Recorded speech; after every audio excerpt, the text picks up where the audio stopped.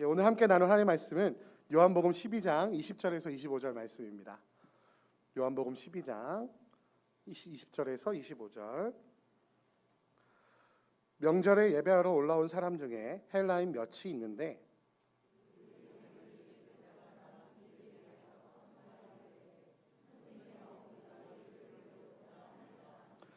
빌립이 안드레에게 가서 말하고 안드레와 빌립이 예수께 가서 여쭈니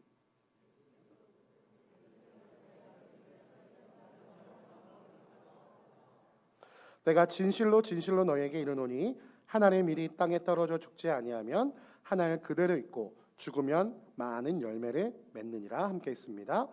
자기의 생명을 사랑하는 자는 잃어버릴 것이요 이 세상에서 자기의 생명을 미워하는 자는 영생하도록 보전하리라. 아멘. 오늘 말씀 요한복음 12장 20절에서 25절 말씀 가지고 영광을 얻는 죽음이라는 제목을 가지고 하나의 말씀 함께 나누도록 하겠습니다. 우리가 인생을 살아가면서 무서워하는 것들이 여러 가지가 있습니다. 우리 어릴 때 가장 무서워했던 것이 무엇인가요? 밤에 혼자 자는 거 무서워하지 않으셨나요? 그래가지고 엄마 아빠 곁에 가서 자려고 이렇게 엄마 아빠 그 속도 모르고 가운데 껴서 잤던 그런 어린 시절 기억들이 있으시죠? 또 방이 있으면 혼자 자는 게 무서워서 이렇게 방을 이렇게 살짝 열어놓고 자거나 아니면 TV나 라디오를 켜놓고 이렇게 잠들었던 그런 경험들이 있을 것입니다. 조금 더 성장한다면 뭐가 무섭죠? 성적표가 무섭죠. 요즘은 성적표가 안 나온다고 하더라고요. 요즘은 그냥 뭐 매우 잘함 이런 식으로 이제 칭찬해주는 그런 풍토가 있어가지고 아이들이 이제 잘한다고 해서 이제 성적표가 안 나온다고 하는데 우리 때만 해도 이렇게 점수가 숫자로 나오거나 아니면 수미양가로 이렇게 성적표가 나오는 날이 정말 무서웠어요. 그렇죠? 안 무서우셨나요? 다들 수수수수수 이렇게 나오셔가지고 하나도 안 무서우셨나 본데 저는 좀 무서웠습니다. 그래가지고요. 그 성적표가 나오는 날을 이렇게 손꼽으면서 언제 나오나 이렇게 겁먹었던 그런 경우가 있습니다. 더 장성한 다음에는 언제가 두려우셨습니까?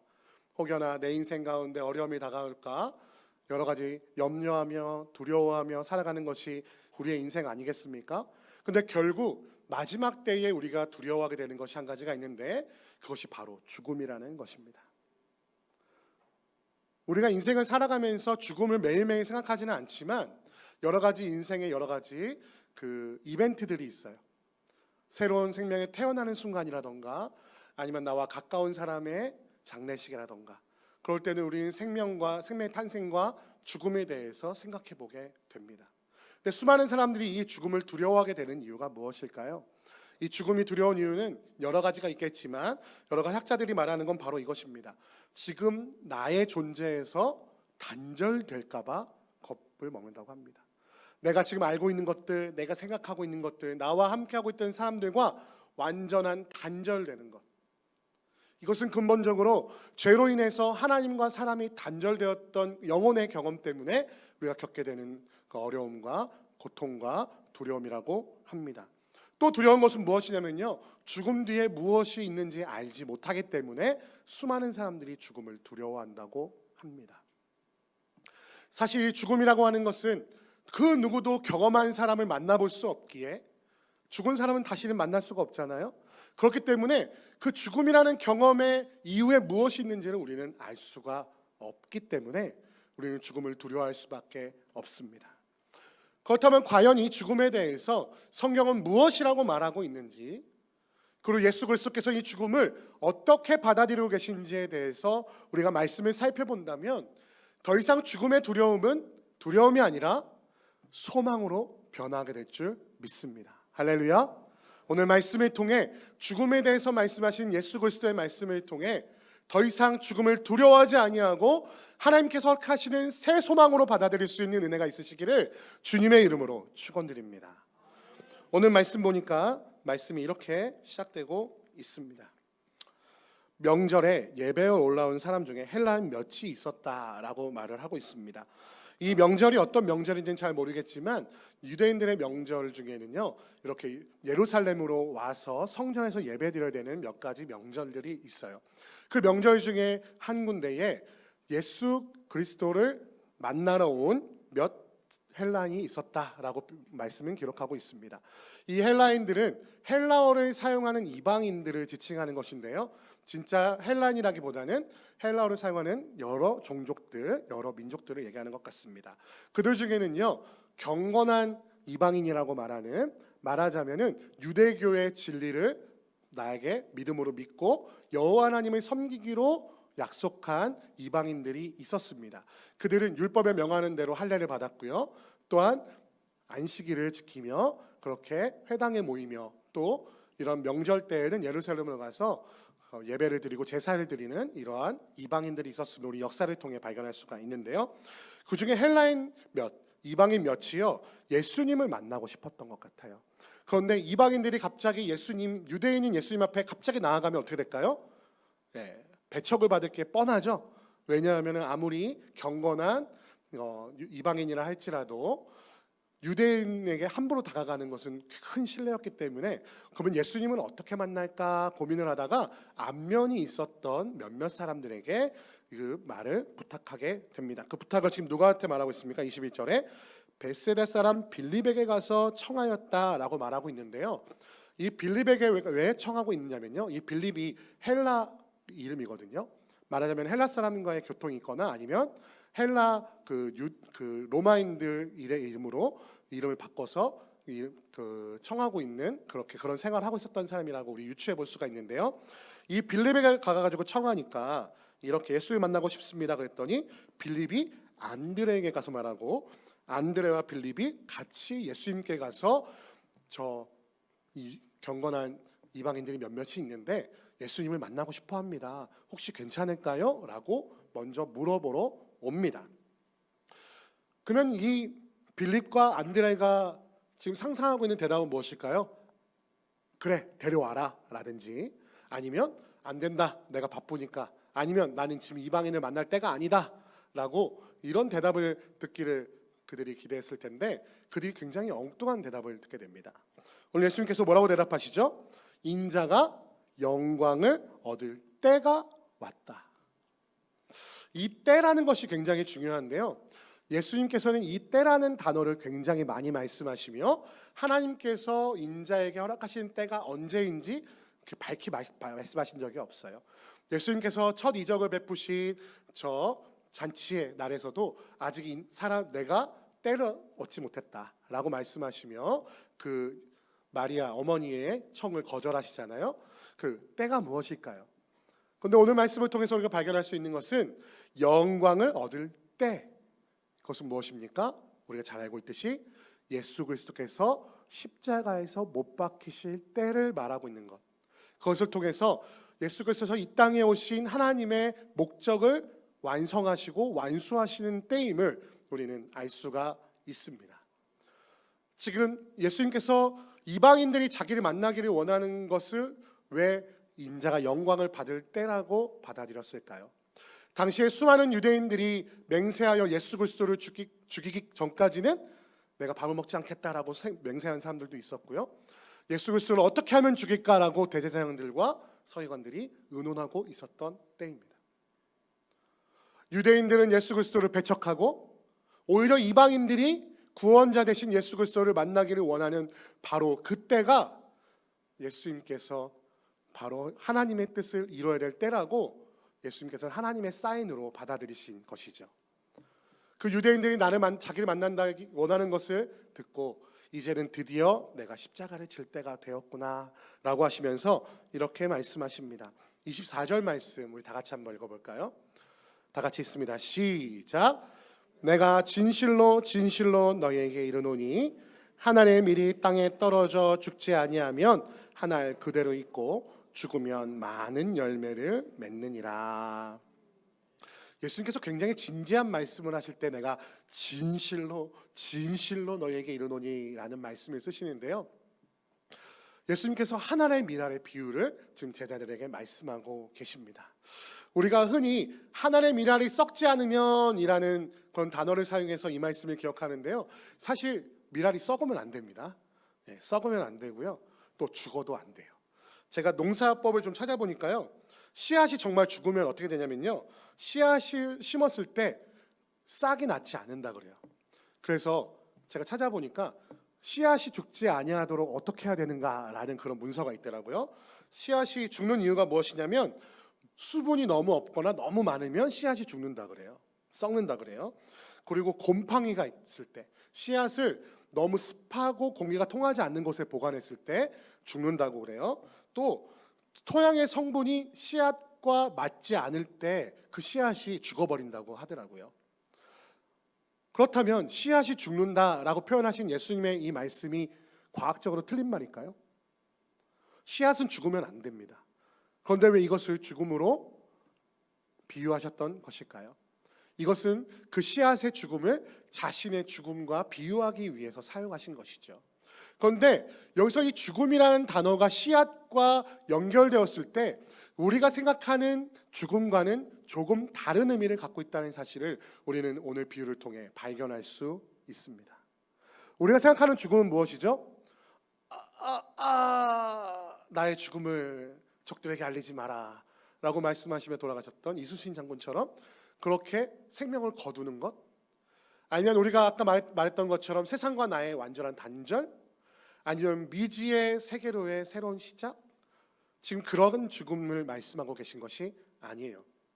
분명히 예수님께서는 자신의 죽음으로 말미암아, 자신이 흘린 보혈로 말미암아 자신이 어린 양이 친히 되셔서 대속의 제물이 되시고 그 죽음으로 말미암아 우리의 죽음을 대신 속하여 주신다는 사실을 다 알고 있었음에도 불구하고 우리가 생각하는 그 죽음과 예수님께서 받아들이고 계시는 그 죽음이 조금 의미가 다르다는 사실을 통해 우리는 우리 믿는 자들이 생각하는 죽음이 어떠해야 되는가를 발견할 수 있게 된다는 것입니다. 열매 맺기 위하여서 씨앗은 어떤 준비를 해야 합니까?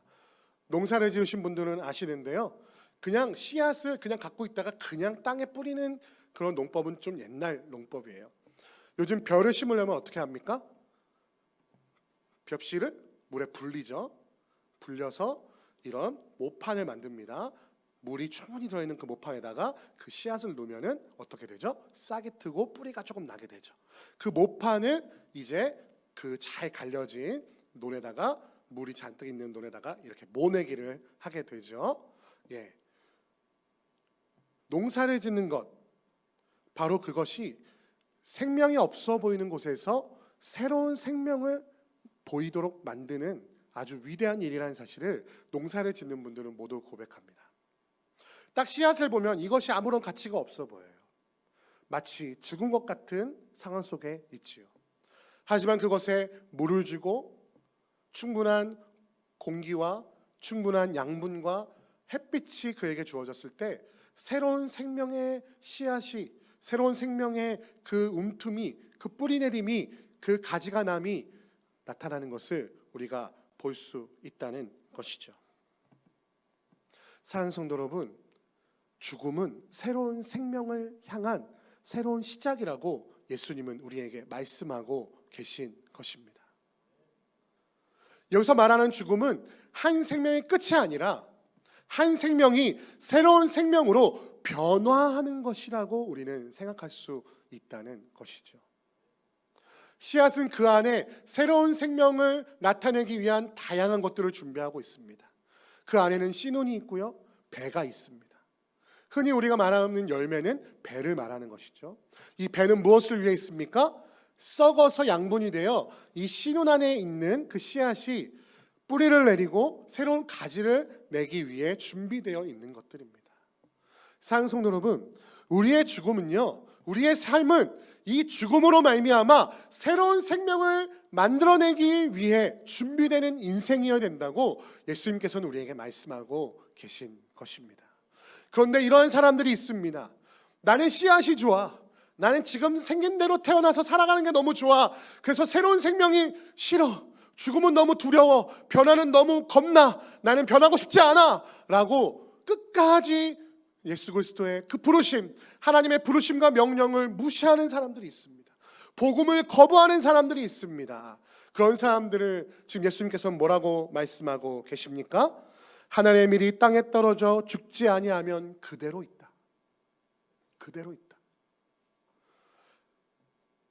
하나님께서 하나님의 씨앗을 창조하실 때 그 안에 생명의 씨앗을 두시고 그 안에 그 씨앗이 태어날 수 있는 양분을 준비하셔서 그 씨앗의 용도를 만드셨는데, 그 씨앗이 창조된 그 목적대로 만들어진 그 용도대로 쓰임받기를 거부한다면 그 생명을 통한 하나님의 뜻이 이루어질 수 없다는 것이에요. 그럼 어떻게 되겠습니까? 하나의 씨앗은 그대로 씨앗으로 남아 죽어버리고 만다는 것이죠. 이것은 진정한 죽음입니다. 영원한 단절, 하나님과의 영원한 단절, 하나님의 나라와의 영원한 단절, 저 지옥의 참된 죽음이 그 씨앗에게 남겨질 수밖에 없다는 것입니다. 하지만 하나님의 명령을 조차 새로운 삶의 모양으로 변화되기를 받아들이는 그 씨앗은 어떻게 된다고 말하고 있습니까? 죽으면 많은 열매를 맺게 된다라고 예수님께서 약속하고 계시는 사실을 기억하시는 여러분과 제가 되기를 주님의 이름으로 축원드립니다. 사실 이 열매에 대한 말씀은요, 1차적으로 누구에 대해서 말씀하시는 거냐면요, 예수님 자신에 대해서 말씀하시는 것입니다. 이제 때가 되었으니 내가 땅에 떨어져 죽어야 할 텐데 나도 그 죽음이 두렵다. 그 죽음의 과정이 너무나 무섭다. 고통스럽다. 하지만 하나님의 명령을 조차 내가 죽지 않으면 하나님의 뜻이 온전히 이루어질 수 없으니 그 죽음의 두려운 길을 걸어가며 수많은 생명을 살리기 위한 죽음의 길로 내가 걸어가야 하겠다라고 말씀하고 계신 것이죠. 그래서 오늘 본문에서 읽지 않았지만 27절 말씀 보면 뭐라고 말씀하시면, 지금 내 마음이 괴로우니 무슨 말을 하리요? 라고 말씀하십니다. 예수님께서는 자신이 어떤 죽음으로 하나님께 영광을 돌릴 것을 다 알고 계셨던 것이죠. 말씀을 보면 예수님이 어떤 죽음을 겪게 되셨습니까? 수많은 사람들의 조롱과 제자들의 배신과 거짓 증언과 말도 안 되는 재판으로 인하여 사형 집행을 겪게 되며 로마인들이 그들을 채찍으로 쳐 피가 나게 되고, 가시면류관을 눌러서 피가 나게 되고, 십자가를 지고 저 골고다 언덕을 위하여 걸어가야만 하는 그 죽음, 그저 그냥 병상에서 아니면 그냥 사고가 나서 죽는 그런 죽음이 아니라 고통스럽고 고통스럽고 고통스러운 죽음, 우리의 죄를 대속하시기 위한 한 마리 어린 양이 각을 떠 모든 피를 흘리고 태워져야 하는 것처럼 자신의 생명을 드려야 한다는 사실을 예수님은 알고 계셨기에 그 죽음의 모습을 바라보며 내 마음이 괴로웠다라고 말하고 있습니다. 그러면서 이때도 말씀하시죠. 아버지여 나를 구원하여 이 때를 면하게 하여 주옵소서. 아버지의 마음이 아파시다면 이 잔을 내게서 떠나게 하옵소서 라고 말하지만 또한 마찬가지로 이렇게 말씀하십니다. 그러나 내가 이 때를 위하여 이 때에 왔나이다. 아버지여 아버지의 이름을 영광스럽게 하옵소서. 할렐루야. 예수님께서는 하나님의 뜻이 자신의 생명을 통해 이루어지시기를 간구하셨다는 것입니다. 이 말씀을 통해 우리는 무엇을 발견하게 됩니까? 이 죽음은 더 이상 두려움이 아니라 새로운 삶의 생명으로의 변화라는 사실을 알매도 불구하고 우리의 인생은 여전히 힘들고 어렵다는 것입니다. 예수님께서도 우리와 똑같이 육체를 입고 이 땅에 오셨기에 그 죽음의 아픔을 모두 친히 겪으셨습니다. 그래서 예수님이 우리의 삶의 아픔을 너무나 잘 아시는 것이죠. 오늘 이 시간 주님 앞에 나와서 예배하는 이 시간, 우리가 누렸던 이 은혜는 저 문을 통과하는 순간 간대 없이 사라지고 관계의 문제와 경제의 문제와 가족의 문제와 그 누구에게도 말할 수 없는 내 마음속에 깊은 상처의 문제가 우리의 삶을 어렵게 할 것입니다. 내게 죽음이 허락되는 그날까지 세상 사람들은 우리를 손가락질할 것이며 우리를 조롱하며 우리를 비난할 것입니다. 하지만 우리가 바랄 것은 무엇입니까? 바로 그 예수 그리스도께서 말씀하셨던 것처럼, 하나님 가능하면 이것이 내가 겪지 않았으면 좋겠습니다. 이 고통과 어려움을 내가 겪지 않기를 원합니다. 주님, 이 잔을 내게서 치워주십시오 라고 간구하다가도 아닙니다 주님, 그러나 내가 이때를 위하여 내 생명을 하나님께서 내게 주신 줄을 믿습니다. 아버지여, 아버지께서 영광을 받아 주옵소서 라고 고백하는 우리가 되기를 주님의 이름으로 축원드립니다. 그럴 때 하나님께서는 이렇게 응답하십니다. 그렇게 기도한 예수 그리스도를 향하여 28절 말씀 보니까 이렇게 말씀하십니다. 하늘에서 소리가 나서 이르되 내가 이미 영광스럽게 하였고 또다시 영광스럽게 하리라. 할렐루야. 그렇게 기도하며 예수 그리스도의 십자가를 길을 쫓아가는, 나 자신을 부인하고 내 십자가를 지고 예수 그리스도의 뒤를 따라가겠다고 고백하는 자에게 하나님께서는 내가 너희를 영광스럽게 하리라 라고 선포하시고 우리에게 위로하실 줄 믿습니다.